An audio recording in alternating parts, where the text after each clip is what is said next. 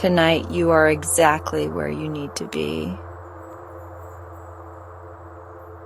You've found your way to a quiet little corner of the night, where the world slows down, the stars begin to whisper, and soft stories drift like moonlight through the dark.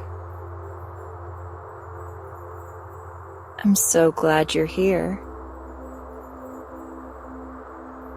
Before we begin tonight's story, I just want to gently ask, if you find comfort in these bedtime moments, it would mean the world if you'd take a second to like this video, subscribe, or even share it with someone else who could use a little peace.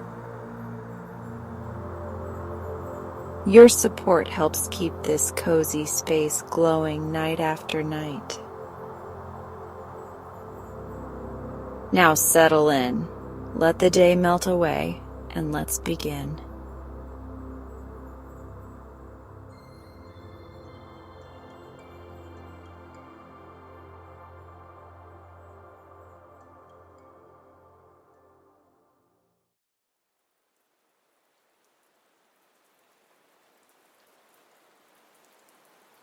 Two or 3 miles from the coast of France, anyone sailing in a ship on a calm day can see deep, deep down the trunks of great trees standing up in the water. Many hundreds of years ago, these trees formed part of a large forest, full of all sorts of wild animals, and beyond the forest was a fine city, guarded by a castle in which dwelt the Dukes of Clarides. But little by little the sea drew nearer to the town. The foundations of the houses became undermined and fell in, and at length a shining sea flowed over the land. However, all this happened a long time after the story I'm going to tell you. The Dukes of Clarides had always lived in the midst of their people and protected them both in war and peace. At the period when this tale begins, the Duke Robert was dead, leaving a young and beautiful duchess who ruled in his stead.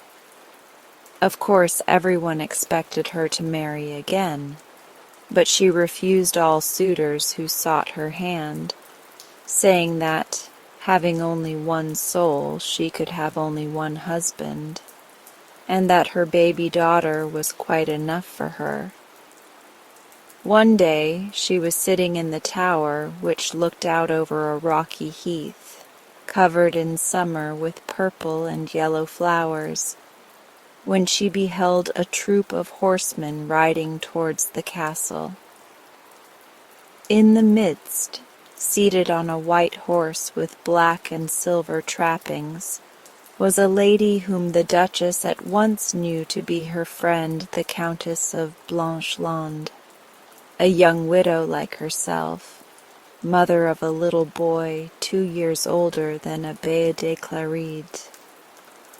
The Duchess hailed her arrival with delight, but her joy was soon turned into weeping when the Countess sank down beside her on a pile of cushions and told the reason of her visit.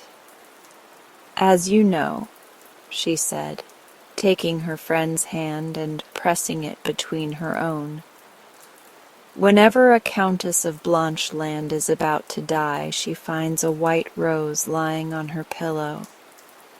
Last night I went to bed feeling unusually happy, but this morning when I woke the rose was resting against my cheek. I have no one to help me in the world but you, and I have come to ask if you will take Yuri, my son, and let him be a brother to Abile." Tears choked the voice of the Duchess, but she flung herself on the Countess's neck and pressed her close. Silently the two women took leave of each other, and silently the doomed lady mounted her horse and rode home again. Then, giving her sleeping boy into the care of Tranquil, her steward. She laid herself quietly on her bed, where the next morning they found her dead and peaceful. So Yuri and Abaya grew up side by side, and the Duchess faithfully kept her promise and was a mother to them both. As they got bigger, she often took them with her on her journeys through her duchy, and taught them to know her people, and to pity and to aid them. It was on one of these journeys that, after passing through meadows covered with flowers, Yuri caught sight of a great glittering expanse lying beneath some distant mountains. "What is that, godmother?" he asked, waving his hand. "The shield of a giant, I suppose." "No, a silver plate as big as the moon," said Abili, twisting herself round on her pony. "It is neither a silver plate nor a giant's shield," replied the Duchess, "but a beautiful lake. Still, in spite of its beauty, it is dangerous to go near it, for in its depths dwell some undines or water spirits who lure all passers-by to their deaths." Nothing more was said about the lake, but the children did not forget it, and one morning, after they had returned to the castle, Abila came up to Yuri. "The tower door is open," whispered she. "Let us go up. Perhaps we shall find some fairies." But they did not find any fairies. Only when they reached the roof, the lake looked bluer and more enchanting than ever. Abela gazed at it for a moment, and then she said, "Do you see? I mean to go there." "But you mustn't," cried Yuri. "You heard what your mother said. And besides, it is so far. How could we get there?" "You ought to know that," answered Abili scornfully. "What is the good of being a man and learning all sorts of things if you have to ask me? However, there are plenty of other men in the world, and I shall get one of them to tell me." Yuri colored. Abele had never spoken like this before, and instead of being 2 years younger than himself, she suddenly seemed many years older. She stood with her mocking eyes fixed on him, till he grew angry at being outdone by a girl, and taking her hand, he said boldly, "Very well, we will both go to the lake." The next afternoon, when the Duchess was working at her tapestry, surrounded by her maidens, the children went out as usual to play in the garden. The moment they found themselves alone, Yuri turned to Abe, and holding out his hand said, "Come." "Come where?" asked Abia, opening her eyes very wide. "To the lake, of course," answered the boy. Abia was silent. It was one thing to pretend you meant to be disobedient some day, a long time off, and quite another to start for such a distant place without anyone knowing that you had left the garden. And in satin shoes, too. How stupid boys were, to be sure. "Stupid or not, I am going to the lake, and you are going with me," said Yuri, who had not forgotten or forgiven the look she had cast on him the day before. "Unless," added he, "you are afraid, and in that case I shall go alone." This was too much for Abila. Bursting into tears, she flung herself on Yuri's neck and declared that wherever he went, she would go too. So, peace having been made between them, they set out. It was a hot day, and the townspeople were indoors waiting till the sun was low in the sky before they set out either to work or play. So the children passed through the streets unperceived, and crossed the river by the bridge into the flowery meadows along the road by which they had ridden with the Duchess. By and by, Abai began to feel thirsty, but the sun had drunk up all the water, and not a drop was left for her. They walked on a little further, and by good luck found a cherry tree covered with ripe fruit, and after a rest and a refreshing meal, they were sure that they were strong enough to reach the lake in a few minutes. But soon Abela began to limp and to say that her foot hurt her, and Yuri had to untie the ribbons that fastened her shoe and see what was the matter. A stone had got in, so this was easily set right, and for a while they skipped along the path, singing and chattering, till Abila stopped again. This time her shoe had come off, and turning to pick it up, she caught sight of the towers of the castle, looking such a long way off that her heart sank, and she burst into tears.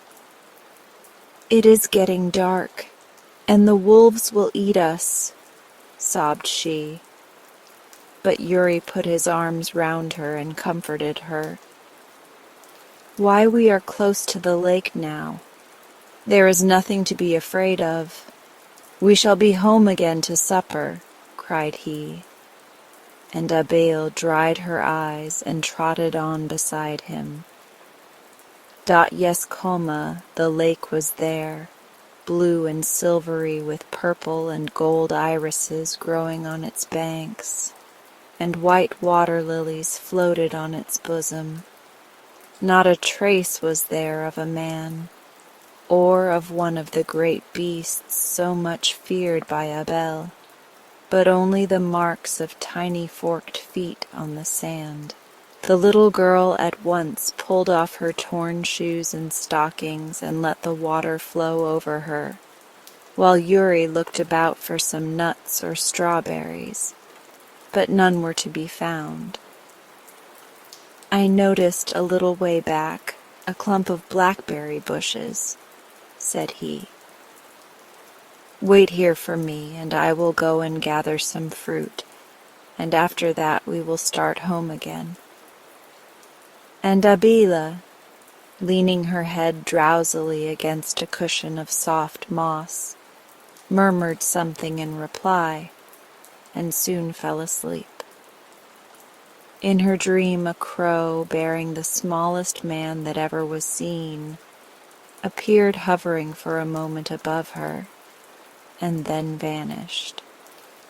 At the same instant Yuri returned and placed by her side a large leaf full of strawberries. "It is a pity to wake her just yet," thought he, and wandered off beyond a clump of silvery willows to a spot from which he could get a view of the whole lake. In the moonlight, the light mist that hung over the surface made it look like fairyland. Then gradually the silver veil seemed to break up, and the shapes of fair women with outstretched hands and long green locks floated towards him. Seized with a sudden fright, the boy turned to fly, but it was too late. Unconscious of the terrible doom that had befallen her foster brother, Abiel slept on, and did not awake even when a crowd of little men with white beards down to their knees came and stood in a circle round her. "What shall we do with her?" asked Pick, who seemed older than any of them, though they were all very old. "Build a cage and put her into it," answered Rug. "No, no! What should such a beautiful princess do in a cage?" cried Dig.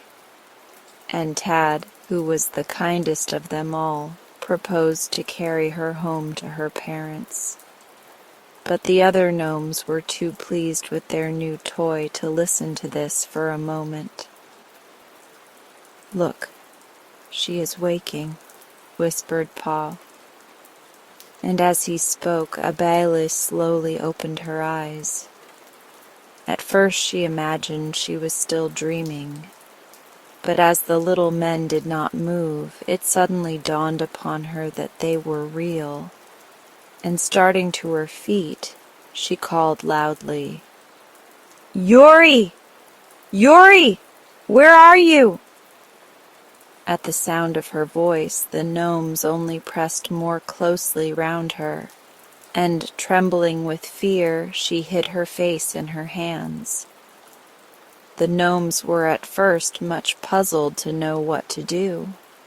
Then Tad, climbing on a branch of the willow tree that hung over her, stooped down and gently stroked her fingers. The child understood that he meant to be kind, and letting her hands fall, gazed at her captors. After an instant's pause, she said, "Little men, it is a great pity that you are so ugly. But all the same, I will love you if you will only give me something to eat, as I am dying of hunger." A rustle was heard among the group as she spoke. Some were very angry at being called ugly, and said she deserved no better fate than to be left where she was. Others laughed and declared that it did not matter what a mere mortal thought about them, while Tad bade Bog, their messenger, fetch her some milk and honey, and the finest white bread that was made in their ovens under the earth. In less time than Abeye would have taken to tie her shoe, he was back again, mounted on his crow. And by the time she had eaten the bread and honey and drunk the milk, Abila was not frightened any more and felt quite ready to talk. "Little men," she said, looking up with a smile, "your supper was very good, and I thank you for it. My name is Abile, and my brother is called Yuri. Help me to find him, and tell me which is the path that leads to the castle, for Mother must think something dreadful has happened to us." "But your feet are so sore that you cannot walk," answered Dig. "And we may not cross the bounds into your country. The best we can do is to make a litter of twigs and cover it with moss, and we will bear you into the mountains and present you to our king." Now, many a little girl would have been terrified at the thought of being carried off alone. She did not know where. But Abe, when she had recovered from her first fright, was pleased at the notion of her strange adventure. How much she would have to tell her mother and Yuri on her return. Probably they would never go inside a mountain if they lived to be 100. So she curled herself comfortably on her nest of moss and waited to see what would happen. Up and up and up they went, and by Abe fell asleep again, and did not wake till the sun was shining. Up and up and up, for the little men could only walk very slowly, though they could spring over rocks quicker than any mortal. Suddenly the light that streamed through the branches of the litter began to change. It seemed hardly less bright, but it was certainly different. Then the litter was put down, and the gnomes crowded round and helped Abila to step out of it. Before her stood a little man not half her size, but splendidly dressed and full of dignity. On his head was a crown of such huge diamonds that you wondered how his small body could support it. A royal mantle fell from his shoulders, and in his hand he held a lance. King Loc, said one of the forest gnomes, we found this beautiful child asleep by the lake and have brought her to you. She says that her name is Abel and her mother is the Duchess de Cléride. You have done well, answered the king. She shall be one of us. And standing on tiptoe so that he could kiss her hand, he told her that they would all take care of her and make her happy, and that anything she wished for she should have at once. I want a pair of shoes, replied Abil. Shoes, commanded the king, striking the ground with his lance, and immediately a lovely pair of silver shoes embroidered with pearls were slipped on her feet by one of the gnomes. They are beautiful shoes, said Abiye rather doubtfully. But do you think they will carry me all the way back to my mother? No, they are not meant for rough roads, replied the king, but for walking about the smooth paths of the mountain, for we have many wonders to show you. Little King Loc, answered Abiel, take away these beautiful slippers and give me a pair of wooden shoes instead, and let me go back to my mother. But King Loc only shook his head. Little King Loc, said Abile again, and this time her voice trembled. Let me go back to my mother and Yuri, and I will love you with all my heart nearly as well as I love them. Who is Yuri? Asked King Loc.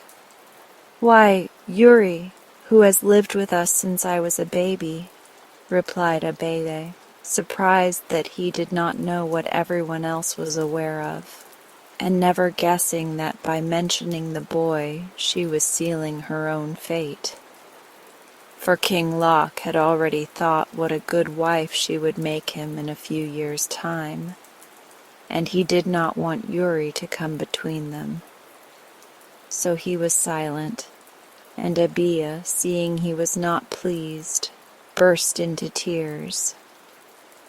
Little King Loc, she cried, taking hold of a corner of his mantle. Think how unhappy my mother will be. She will fancy that wild beasts have eaten me, or that I have got drowned in the lake. Be comforted, replied King Loc. I will send her a dream, so that she shall know that you are safe. At this, Abea's sad face brightened. Little King Loc, she said, smiling, how clever you are. But you must send her a dream every night so that she shall see me, and me a dream so that I may see her. And this King Loc promised to do. When Abeya grew accustomed to do without her mother and Yuri, she made herself happy enough in her new home. Everyone was kind to her and petted her, and then there were such quantities of new things for her to see. The gnomes were always busy and knew how to fashion beautiful toys as well or better than the people who lived on the earth. And now and then, wandering with Tad or Dig in the underground passages, Abea would catch a glimpse of blue sky through a rent in the rocks, and this she loved best of all. In this manner 6 years passed away. His Highness King Loc wishes to see you in his presence chamber, said Tad one morning to Abei, who was singing to herself on a golden lute. And Abida, wondering why the king had grown so formal all of a sudden, got up obediently. Directly she appeared, King Loc opened a door in the wall which led into his treasure chamber. Abede had never been there before, and was amazed at the splendid things heaped up before her. Gold, Jewels, brocades, carpets lay round the walls, and she walked about examining one glittering object after another, while King Loc mounted a throne of gold and ivory at one end of the hall and watched her. "Choose whatever you wish," he said at last. A necklace of most lovely pearls was hanging from the wall, and after hesitating for a moment between that and a circlet of diamonds and sapphires, Abela stretched up her hand towards it. But before she touched it, her eyes lighted on a tiny piece of sky visible through a crack of the rock, and her hand dropped by her side. "Little King Loc, let me go up to the earth once again," she said. Then King Loc made a sign to the treasurer, who opened a coffer full of nothing but precious stones, larger and more dazzling than were worn by any earthly monarch. "Choose what you will, Abela," whispered King Loc, but Abela only shook her head. "A drop of dew in the garden at Clarida's is brighter to me than the best of those diamonds," she answered, "and the bluest of the stones are not as blue as the eyes of Yori." And as she spoke, a sharp pain ran through the heart of King Loc. For an instant he said nothing. Then he lifted his head and looked at her. "Only those who despise riches should possess them. Take this crown. From henceforth you are the princess of the gnomes." During 30 days, no work was done in those underground regions, for a feast was held in honor of the new princess. At the end of that period, the king appeared before Abe, clad in his most splendid garments, and solemnly asked her to be his wife. "Little King Loc," answered the girl, "I love you as you are, for your goodness and kindness to me, but never, never can I love you as anything else." The king sighed. It was only what he had expected. Still, his disappointment was great, though he tried bravely to hide it, and even to smile as he said, "Then, Abbé, will you promise me one thing?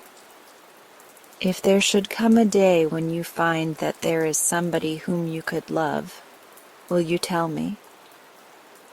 And in her turn, Abbé promised. After this, in spite of the fact that everyone was just as kind to her as before, Abbé was no longer the merry child who passed all her days playing with the little gnomes. People who dwell under the earth grow up much faster than those who live on its surface, and at 13 the girl was already a woman. Besides, King Loc's words had set her thinking. She spent many hours by herself, and her face was no longer round and rosy, but thin and pale. It was in vain that the gnomes did their best to entice her into her old games. They had lost their interest, and even her lute lay unnoticed on the ground. But one morning a change seemed to come over her. Leaving the room hung with beautiful silks, where she usually sat alone, she entered the king's presence, and taking his hand she led him through long corridors till they came to a place where a strip of blue sky was to be seen. "Little King Loc," she said, turning her eyes upon him, "let me behold my mother again, or I shall surely die." Her voice shook, and her whole body trembled. Even an enemy might have pitied her, but the king, who loved her, answered nothing. All day long Abaya stayed there, watching the light fade and the sky grow pale. By and by the stars came out, but the girl never moved from her place. Suddenly a hand touched her. She looked round with a start, and there was King Loc, covered from head to foot in a dark mantle, holding another over his arm. "Put on this and follow me," was all he said. But Abaya somehow knew that she was going to see her mother. On and on and on they went, through passages where Abil had never been before, and at length she was out in the world again. Oh, how beautiful it all was! How fresh was the air, and how sweet was the smell of the flowers. She felt as if she should die with joy, but at that moment King Loc lifted her off the ground and, tiny though he was, carried her quite easily across the garden and through an open door into the silent castle. "Listen, Abil," he whispered softly. "You have guessed where we are going, and you know that every night I send your mother a vision of you, and she talks to it in her dream and smiles at it. Tonight it will be no vision she sees, but you yourself. Only remember that if you touch her or speak to her, my power is lost, and never more will she behold either you or your image." By this time they had reached the room which Abela knew so well, and her heart beat violently as the gnome carried her over the threshold. By the light of a lamp hanging over the bed, Abele could see her mother, beautiful still, but with a face that had grown pale and sad. As she gazed, the sadness vanished, and a bright smile came in its stead. Her mother's arms were stretched out towards her, and the girl, her eyes filled with tears of joy, was stooping to meet them, when King Loc hastily snatched her up and bore her back to the realm of the gnomes. If the king imagined that by granting Abala's request he would make her happy, he soon found out his mistake, for all day long the girl sat weeping, paving no heed to the efforts of her friends to comfort her. "Tell me what is making you so unhappy," said King Loc at last, and Abile answered, "Little King Loc, and all my friends here, you are so good and kind that I know that you are miserable when I am in trouble. I would be happy if I could, but it is stronger than I. I am weeping because I shall never see again Yuri de Blanchelande, whom I love with all my heart. It is a worse grief than parting with my mother, for at least I know where she is and what she is doing, while as for Yuri, I cannot tell if he is dead or alive." The gnomes were all silent. Kind as they were not mortals, and had never felt either great joys or deep sorrows. Only King Loc dimly guessed at something of both, and he went away to consult an old, old gnome, who lived in the lowest depth of the mountain and had spectacles of every sort that enabled him to see all that was happening, not only on the earth, but under the sea. Nur, for such was his name, tried many of these spectacles before he could discover anything about Yuri de Blanchelande. "There he is," he cried at last. "He is sitting in the palace of the Undines, under the great lake, but he does not like his prison, and longs to be back in the world, doing great deeds." It was true. In the 7 years that had passed since he had left the castle of Clarides to go with Abella to the Blue Lake, Yuri in his turn had become a man. The older he grew, the more weary he got of the petting and spoiling he received at the hands of the green-haired maidens, till one day he flung himself at the feet of the Undine Queen and implored permission to return to his old home. The Queen stooped down and stroked his hair. "We cannot spare you," she murmured gently.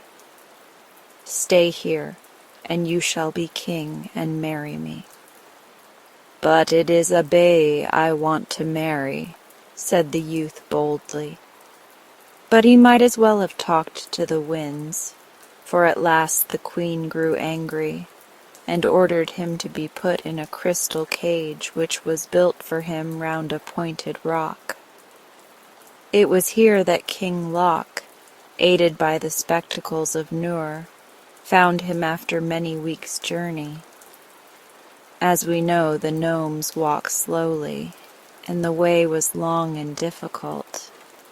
Luckily, before he started, he had taken with him his magic ring, and the moment it touched the wall, the crystal cage split from top to bottom.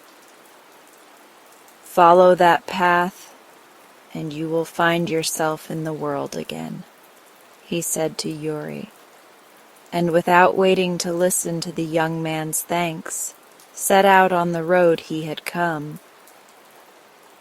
"Bog," he cried to the little man on the crow who had ridden to meet him, "hasten to the palace and inform the Princess Abele that Yuri de Blanchelande, for 7 years a captive in the kingdom of the Undines, has now returned to the castle of Clarides."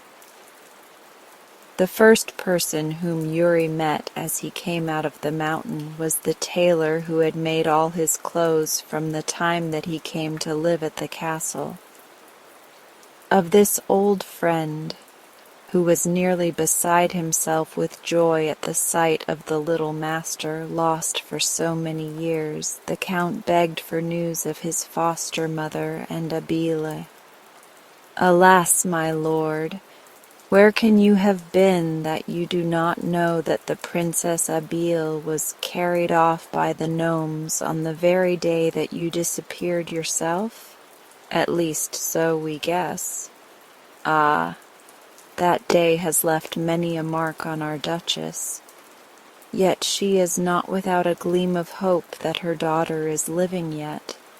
For every night the poor mother is visited by a dream which tells her all that the princess is doing." The good man went on to tell of all the changes that 7 years had brought about in the village, but Yuri heard nothing that he said, for his mind was busy with thoughts of Abele. At length he roused himself, and ashamed of his delay, he hastened to the chamber of the Duchess, who held him in her arms as if she would never let him go. By and by, however, when she became calmer, he began to question her about Abele, and how best to deliver her from the power of the gnomes. The Duchess then told him that she had sent out men in all directions to look for the children directly they were found to be missing, and that one of them had noticed a troop of little men far away on the mountains, evidently carrying a litter. He was hastening after them when, at his feet, he beheld a tiny satin slipper, which he stooped to pick up. But as he did so, a dozen of the gnomes had swarmed upon him like flies, and beat him about the head till he dropped the slipper, which they took away with them, leaving the poor man dizzy with pain. When he recovered his senses, the group on the mountain had disappeared. That night, when everyone was asleep, Yuri and his old servant Francoeur stole softly down into the armory and dressed themselves in light suits of chain armor, with helmets and short swords all complete. Then they mounted 2 horses that Francoeur had tied up in the forest, and set forth for the kingdom of the gnomes. At the end of an hour's hard riding, they came to the cavern which Francoeur had heard from childhood led into the center of the earth. Here they dismounted and entered cautiously, expecting to find darkness as thick as what they had left outside. But they had only gone a few steps when they were nearly blinded by a sudden blaze of light, which seemed to proceed from a sort of portcullis door which barred the way in front of them. "Who are you?" asked a voice, and the Count answered, "Yuri de Blancheland, who has come to rescue Abeille de Clarides." And at these words the gate slowly swung open and closed behind the 2 strangers. Yuri listened to the clang with a spasm of fear in his heart. Then the desperate position he was in gave him courage. There was no retreat for him now, and in front was drawn up a large force of gnomes, whose arrows were falling like hail about him. He raised his shield to ward them off, and as he did so, his eyes fell on a little man standing on a rock above the rest, with a crown on his head and a royal mantle on his shoulders. In an instant, Yuri had flung away his shield and sprung forward, regardless of the arrows that still fell about him. "Oh, is it you? Is it really you, my deliverer? And is it your subjects who hold as a captive Abeille whom I love?" "I am King Loc," was the answer. And the figure with the long beard bent his eyes kindly on the eager youth. "If Abeille has lived with us all these years, for many of them she was quite happy. But the gnomes, of whom you think so little, are a just people, and they will not keep her against her will. Beg the princess to be good enough to come hither," he added, turning to Rug. Amidst a dead silence, Abeille entered the vast space and looked around her. At first she saw nothing but a vast host of gnomes perched on the walls and crowding on the floor of the big hall. Then her eyes met those of Yuri, and with a cry that came from her heart she darted towards him and threw herself on his breast. "Abeille," said the king when he had watched her for a moment with a look of pain on his face. "Is this the man that you wish to marry?" "Yes, little King Loc, this is he and nobody else. And see how I can laugh now and how happy I am." And with that she began to cry. "Hush, Abeille, there must be no tears today," said Yuri, gently stroking her hair. "Come, dry your eyes and thank King Loc, who rescued me from the cage in the realm of the Undines." As Yuri spoke, Abeille lifted her head, and a great light came into her face. At last she understood. "You did that for me?" she whispered. "Ah, little King Loc." So, loaded with presents and followed by regrets, Abeille went home. In a few days the marriage took place. But however happy she was, and however busy she might be, never a month passed by without a visit from Abeille to her friends in the kingdom of the gnomes. One day a bunya, or banker, was walking along a country road when he overtook a farmer going in the same direction. Now the bunya was very grasping, like most of his class, and was lamenting that he had had no chance of making any money that day. But at the sight of the man in front, he brightened up wonderfully. "That is a piece of luck," he said to himself. "Let me see if this farmer is not good for something." And he hastened his steps. After they had bid one another good day very politely, the bunya said to the farmer, "I was just thinking how dull I felt when I beheld you.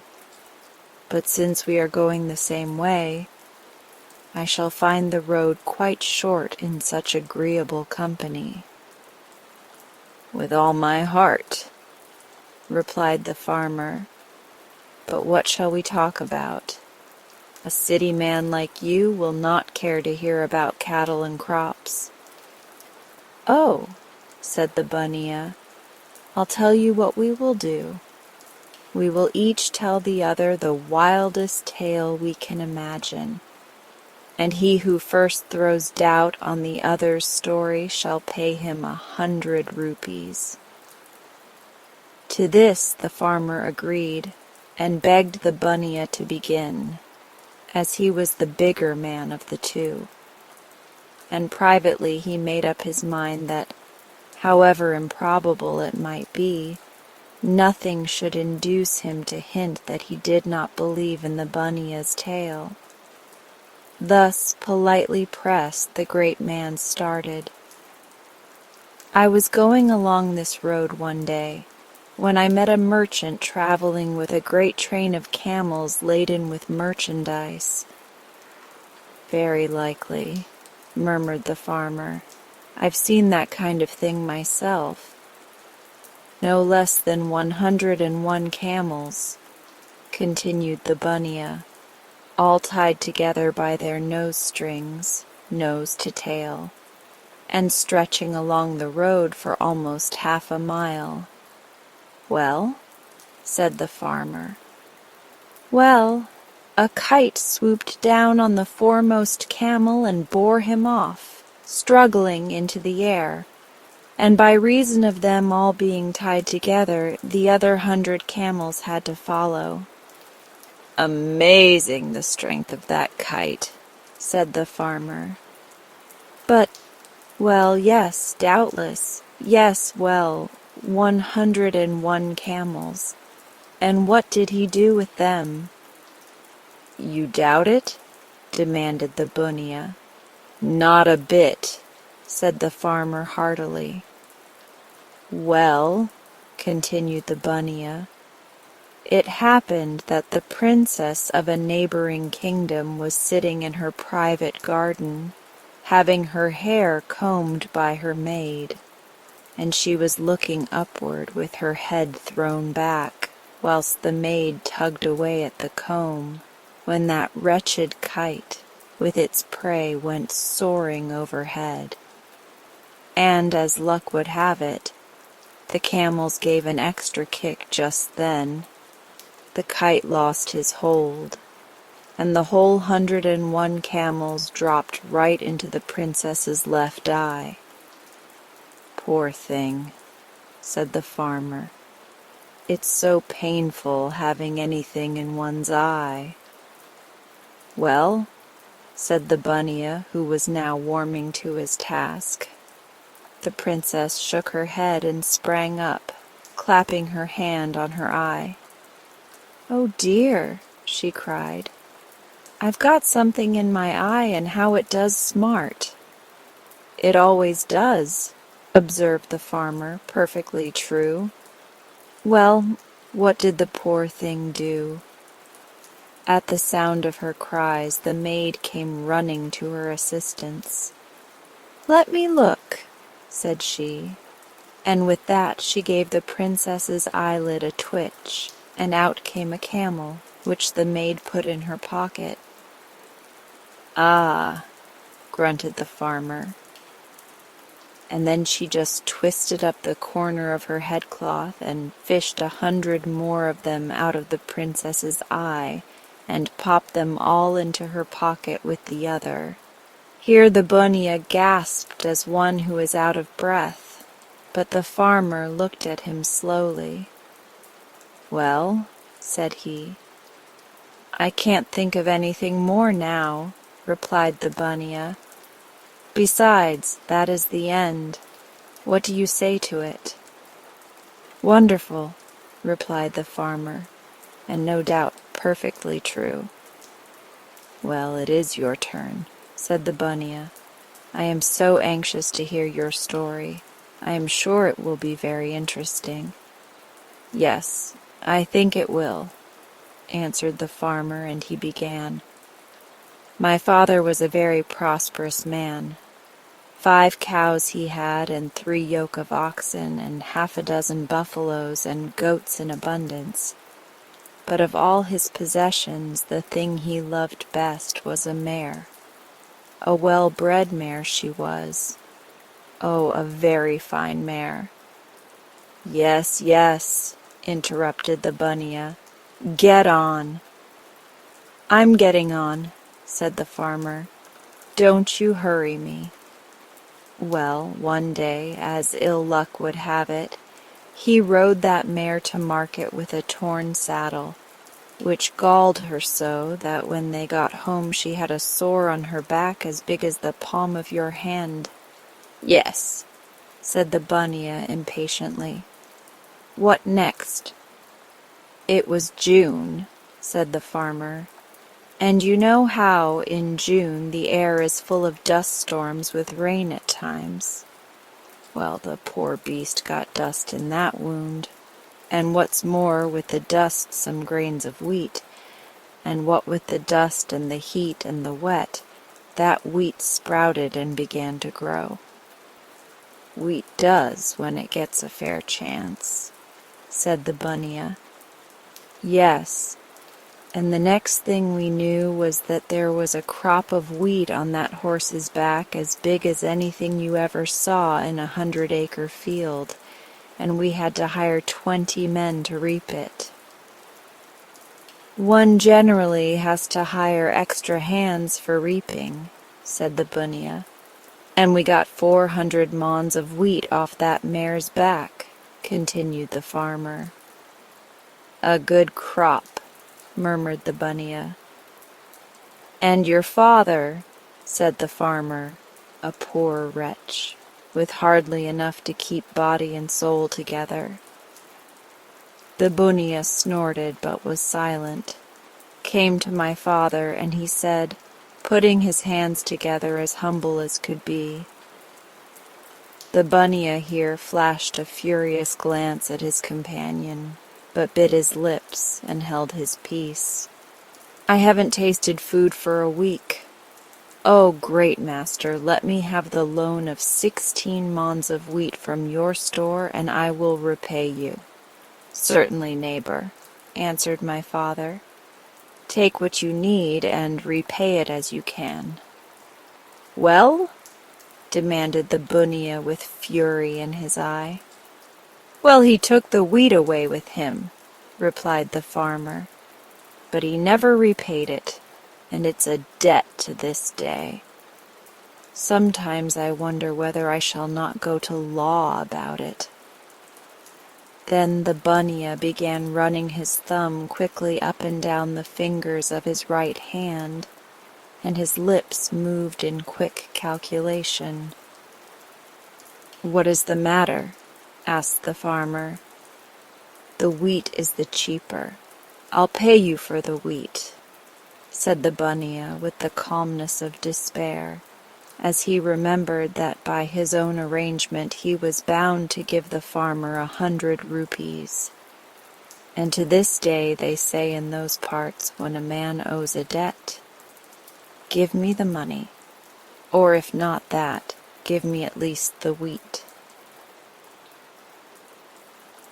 One hot night in Hindustan, a king and queen lay awake in the palace in the midst of the city.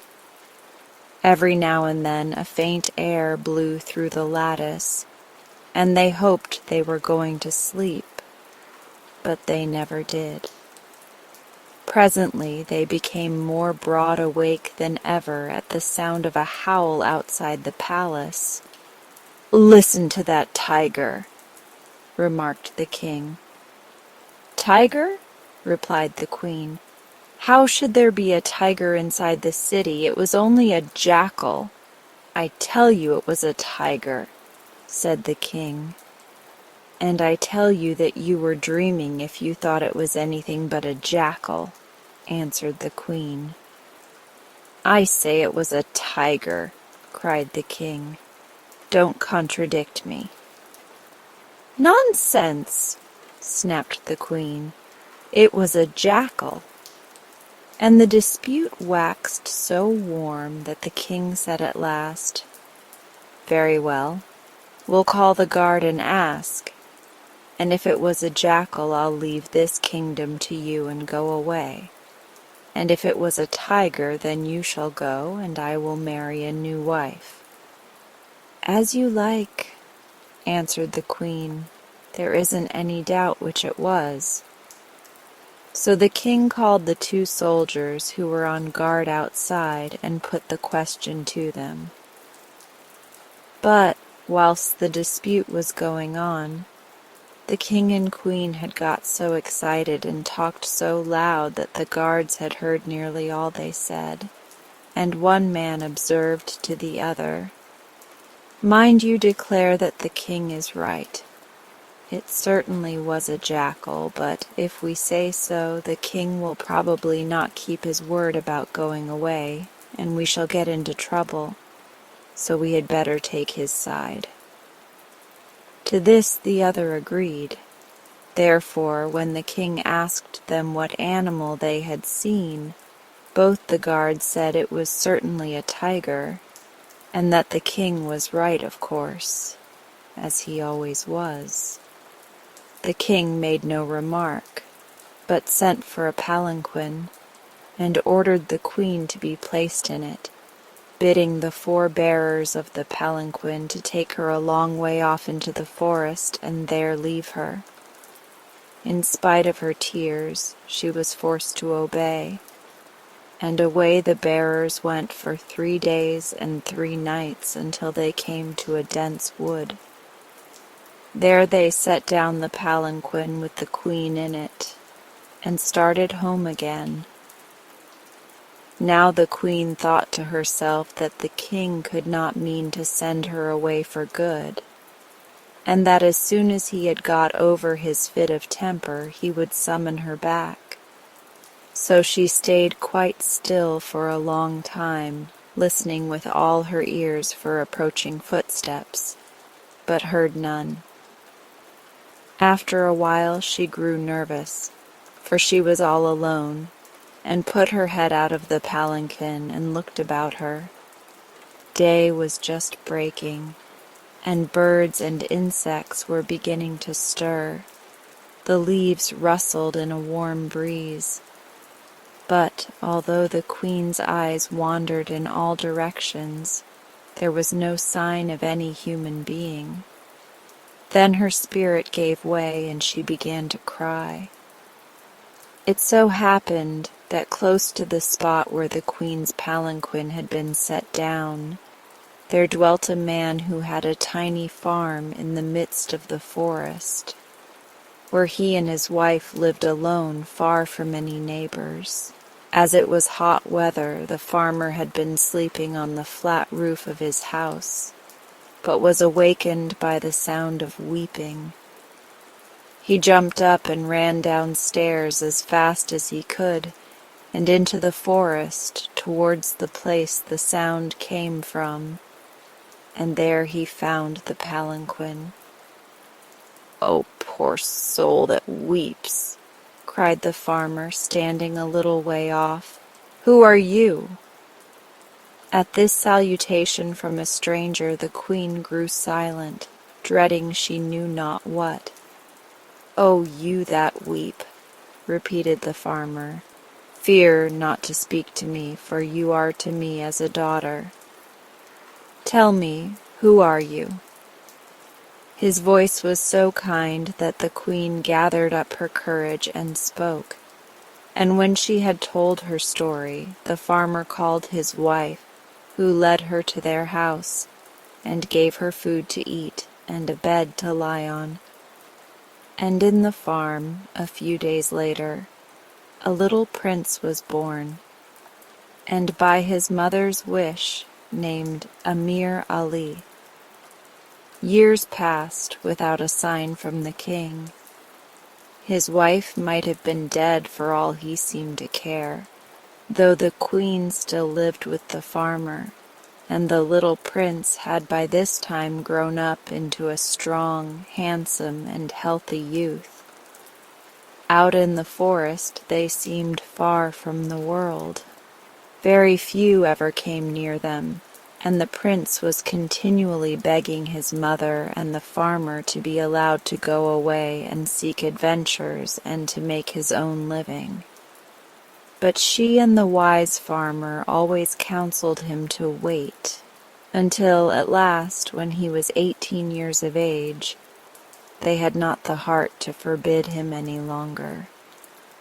So he started off one early morning with a sword by his side, a big brass pot to hold water, a few pieces of silver, and a galail or two-stringed bow in his hand, with which to shoot birds as he traveled. Many a weary mile he tramped day after day, until one morning he saw before him just such a forest as that in which he had been born and bred, and he stepped joyfully into it, like one who goes to meet an old friend. Presently, as he made his way through a thicket, he saw a pigeon which he thought would make a good dinner, so he fired a pellet at it from his galail, but missed the pigeon, which fluttered away with a startled clatter. At the same instant, he heard a great clamor from beyond the thicket, and, on reaching the spot, he found an ugly old woman streaming wet and crying loudly as she lifted from her head an earthen vessel with a hole in it from which the water was pouring. When she saw the prince with his galail in his hand, she called out, "Oh, wretched one! Why must you choose an old woman like me to play your pranks upon? Where am I to get a fresh pitcher instead of this one that you have broken with your foolish tricks? And how am I to go so far for water twice when one journey wearies me?" "But, mother," replied the prince, "I played no trick upon you. I did but shoot at a pigeon that should have served me for dinner, and as my pellet missed it, it must have broken your pitcher. But in exchange you shall have my brass pot, and that will not break easily.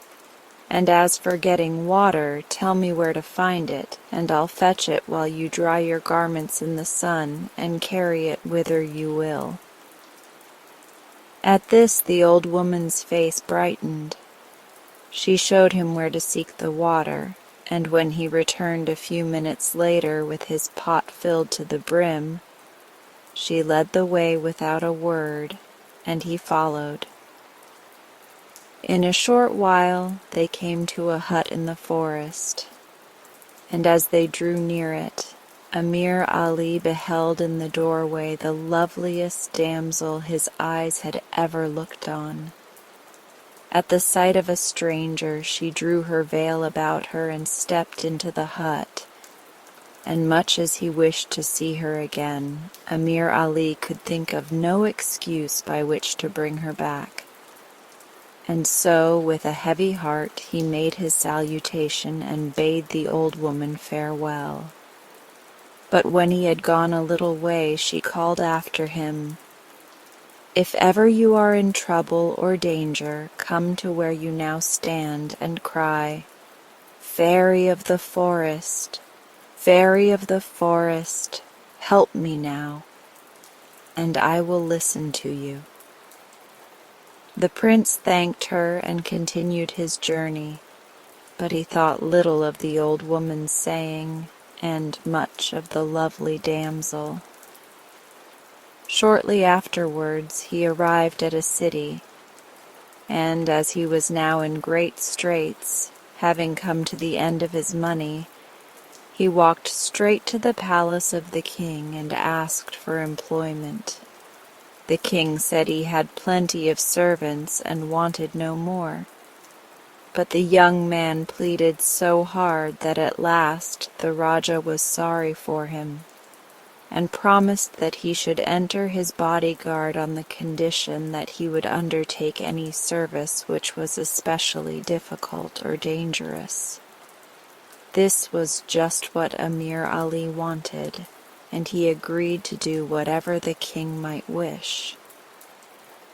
Soon after this, on a dark and stormy night, when the river roared beneath the palace walls, the sound of a woman weeping and wailing was heard above the storm. The king ordered a servant to go and see what was the matter, but the servant, falling on his knees in terror, begged that he might not be sent on such an errand, particularly on a night so wild, when evil spirits and witches were sure to be abroad. Indeed, so frightened was he that the king, who was very kind-hearted, bade another to go in his stead, but each one showed the same strange fear. Then Amir Ali stepped forward. "This is my duty, Your Majesty," he said. "I will go." The king nodded, and off he went. The night was as dark as pitch, and the wind blew furiously and drove the rain in sheets into his face. But he made his way down to the ford under the palace walls and stepped into the flooded water. Inch by inch, and foot by foot he fought his way across, now nearly swept off his feet by some sudden swirl or eddy, now narrowly escaping being caught in the branches of some floating tree that came tossing and swinging down the stream. At length he emerged, panting and dripping wet, on the other side. Close by the bank stood a gallows, and on the gallows hung the body of some evildoer, whilst from the foot of it came the sound of sobbing that the king had heard. Amir Ali was so grieved for the one who wept there that he thought nothing of the wildness of the night or of the roaring river. As for ghosts and witches, they had never troubled him. So he walked up towards the gallows where crouched the figure of the woman. "What ails you?" he said. Now the woman was not really a woman at all, but a horrid kind of witch who really lived in Witchland and had no business on earth. If ever a man strayed into Witchland, the ogresses used to eat him up, and this old witch thought she would like to catch a man for supper, and that is why she had been sobbing and crying in hopes that someone out of pity might come to her rescue. So when Amir Ali questioned her, she replied, "Ah, kind sir, it is my poor son who hangs upon that gallows. Help me to get him down, and I will bless you forever." Amir Ali thought that her voice sounded rather eager than sorrowful, and he suspected that she was not telling the truth, so he determined to be very cautious. "That will be rather difficult," he said, "for the gallows is high, and we have no ladder." "Ah, but if you will just stoop down and let me climb upon your shoulders," answered the old witch, "I think I could reach him." And her voice now sounded so cruel that Amir Ali was sure that she intended some evil. But he only said, "Very well, we will try." With that he drew his sword, pretending that he needed it to lean upon, and bent so that the old woman could clamber onto his back, which she did very nimbly. Then, suddenly, he felt a noose slipped over his neck, and the old witch sprang from his shoulders onto the gallows, crying, "Now, foolish one, I have got you, and will kill you for my supper." But Amir Ali gave a sweep upwards with his sharp sword to cut the rope that she had slipped round his neck, and not only cut the cord, but cut also the old woman's foot as it dangled above him. And with a yell of pain and anger she vanished into the darkness. Amir Ali then sat down to collect himself a little, and felt upon the ground by his side an anklet that had evidently fallen off the old witch's foot. This he put into his pocket, and as the storm had by this time passed over, he made his way back to the palace. When he had finished his story, he took the anklet out of his pocket and handed it to the king, who, like everyone else, was amazed at the glory of the jewels which composed it. Indeed, Amir Ali himself was astonished, for he had slipped the anklet into his pocket in the dark, and had not looked at it since. The king was delighted at its beauty, and having praised and rewarded Amir Ali, he gave the anklet to his daughter, a proud and spoiled princess. Now in the women's apartments in the palace there hung 2 cages, in one of which was a parrot, and in the other a starling, and these 2 birds could talk as well as human beings. They were both pets of the princess, who always fed them herself, and the next day, as she was walking grandly about with her treasure tied round her ankle, she heard the starling say to the parrot, "Oh, Tote," that was the parrot's name, "how do you think the princess looks in her new jewel?" "Think?" snapped the parrot, who was cross because they hadn't given him his bath that morning.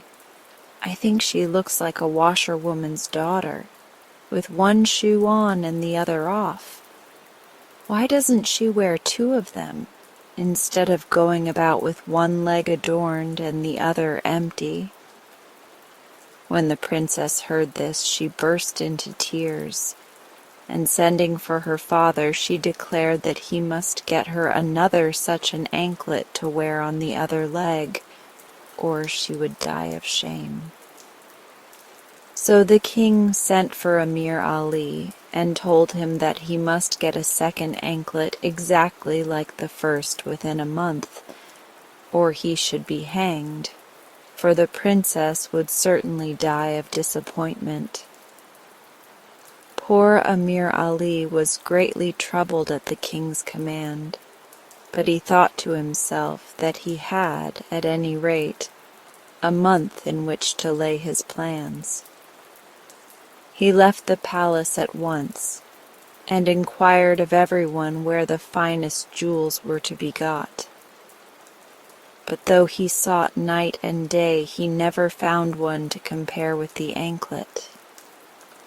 At last only a week remained, and he was in sore difficulty when he remembered the fairy of the forest, and determined to go without loss of time and seek her.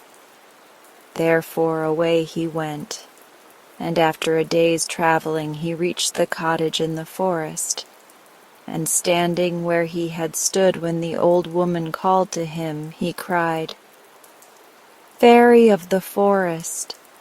Fairy of the forest! Help me! Help me!" Then there appeared in the doorway the beautiful girl he had seen before, whom in all his wanderings he had never forgotten. "What is the matter?" she asked, in a voice so soft that he listened like one struck dumb. and she had to repeat the question before he could answer. Then he told her his story, and she went within the cottage and came back with 2 wands and a pot of boiling water. The 2 wands she planted in the ground about 6 feet apart, and then, turning to him, she said, "I am going to lie down between these 2 wands. You must then draw your sword and cut off my foot, and as soon as you have done that, you must seize it and hold it over the cauldron, and every drop of blood that falls from it into the water will become a jewel. Next you must change the wands so that the one that stood at my head is at my feet, and the one at my feet stands at my head, and place the severed foot against the wound and it will heal, and I shall become quite well again as before." At first, Amir Ali declared that he would sooner be hanged 20 times over than treat her so roughly, but at length she persuaded him to do her bidding. He nearly fainted himself with horror when he found that, after the cruel blow which lopped her foot off, she lay as one lifeless. But he held the severed foot over the cauldron, and as drops of blood fell from it, and he saw each turn in the water into shining gems, his heart took courage. Very soon there were plenty of jewels in the cauldron, and he quickly changed the wands, placed the severed foot against the wound, and immediately the 2 parts became one as before. Then the maiden opened her eyes, sprang to her feet, and drawing her veil about her, ran into the hut and would not come out or speak to him any more. For a long while he waited, but as she did not appear, he gathered up the precious stones and returned to the palace. He easily got someone to set the jewels, and found that there were enough to make, not only 1, but 3 rare and beautiful anklets, and these he duly presented to the king on the very day that his month of grace was over. The king embraced him warmly, and made him rich gifts, and the next day the vain princess put 2 anklets on each foot, and strutted up and down in them, admiring herself in the mirrors that lined her room.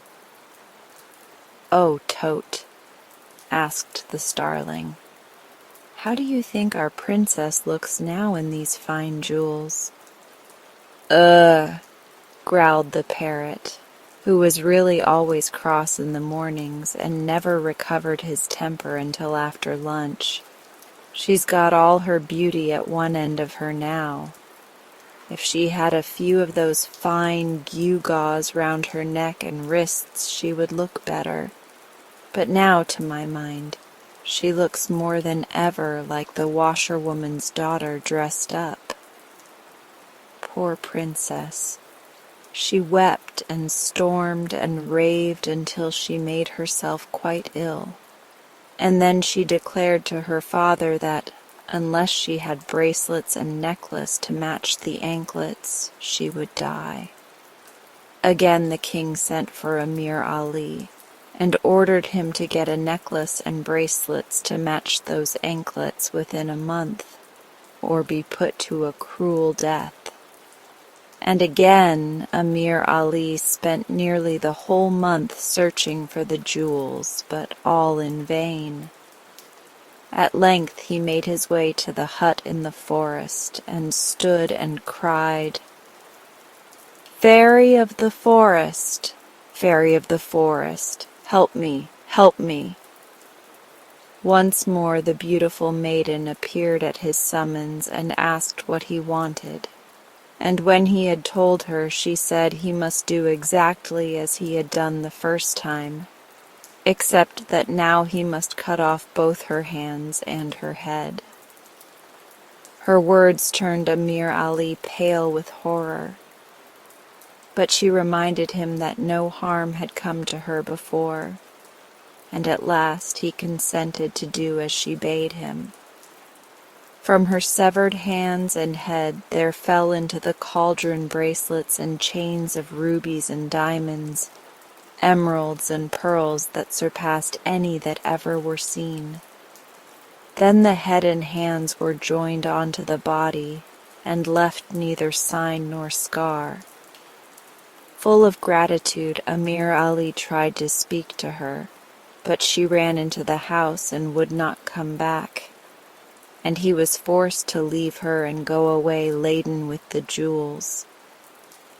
When, on the day appointed, Amir Ali produced a necklace and bracelets, each more beautiful and priceless than the last, the king's astonishment knew no bounds, and as for his daughter, she was nearly mad with joy. The very next morning she put on all her finery, and thought that now, at least, that disagreeable parrot could find no fault with her appearance, and she listened eagerly when she heard the starling say, "Oh, Tote, how do you think our princess is looking now?" "Very fine, no doubt," grumbled the parrot. "But what is the use of dressing up like that for oneself only? She ought to have a husband. Why doesn't she marry the man who got her all these splendid things?" Then the princess sent for her father and told him that she wished to marry Amir Ali. "My dear child," said her father, "you really are very difficult to please, and want something new every day. It certainly is time you married someone, and if you choose this man, of course he shall marry you." So the king sent for Amir Ali and told him that within a month he proposed to do him the honor of marrying him to the princess and making him heir to the throne. On hearing this speech, Amir Ali bowed low and answered that he had done and would do the king all the service that lay in his power, save only this one thing. The king, who considered his daughter's hand a prize for any man, flew into a passion, and the princess was more furious still. Amir Ali was instantly thrown into the most dismal prison that they could find, and ordered to be kept there until the king had time to think in what way he should be put to death. Meanwhile, the king determined that the princess ought in any case to be married without delay, so he sent forth heralds throughout the neighboring countries, proclaiming that on a certain day any person fitted for a bridegroom and heir to the throne should present himself at the palace. When the day came, all the court were gathered together, and a great crowd assembled of men, young and old, who thought that they had as good a chance as anyone else to gain both the throne and the princess. As soon as the king was seated, he called upon an usher to summon the first claimant. But just then, a farmer who stood in front of the crowd cried out that he had a petition to offer. "Well, hasten then," said the king. "I have no time to waste." "Your Majesty," said the farmer, "has now lived and administered justice long in this city, and will know that the tiger who is king of beasts hunts only in the forest, whilst jackals hunt in every place where there is something to be picked up. What is all this? What is all this?" asked the king. "The man must be mad." "No, your Majesty," answered the farmer. "I would only remind your Majesty that there are plenty of jackals gathered today to try and claim your daughter and kingdom. Every city has sent them, and they wait hungry and eager. But do not, O king, mistake or pretend again to mistake the howl of a jackal for the hunting cry of a tiger." The king turned first red and then pale. "There is," continued the farmer, "a royal tiger bred in the forest who has the first and only true claim to your throne." "Where? What do you mean?" stammered the king, growing pale as he listened. "In prison," replied the farmer. "If your majesty will clear this court of the jackals, I will explain." "Clear the court," commanded the king, and very unwillingly the visitors left the palace. "Now tell me what riddle this is," said he. Then the farmer told the king and his ministers how he had rescued the queen and brought up Amir Ali, and he fetched the old queen herself, whom he had left outside.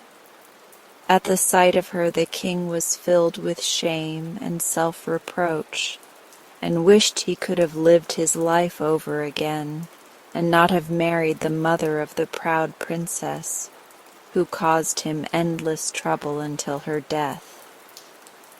"My day is past," said he, and he gave up his crown to his son Amir Ali, who went once more and called to the forest fairy to provide him with a queen to share his throne.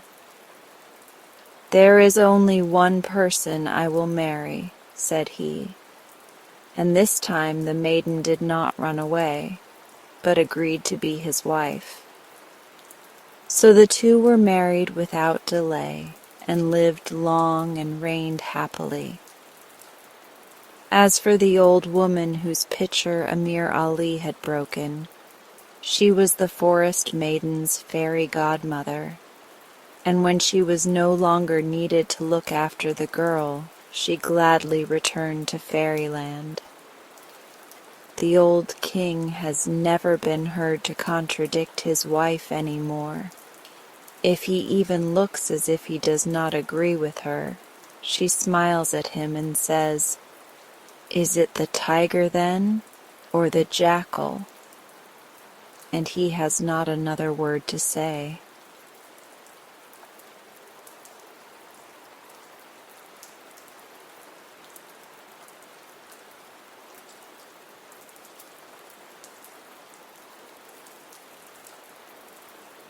And now as we come to the end of this session, if you're still awake, I would like you to feel the calm you've created within yourself.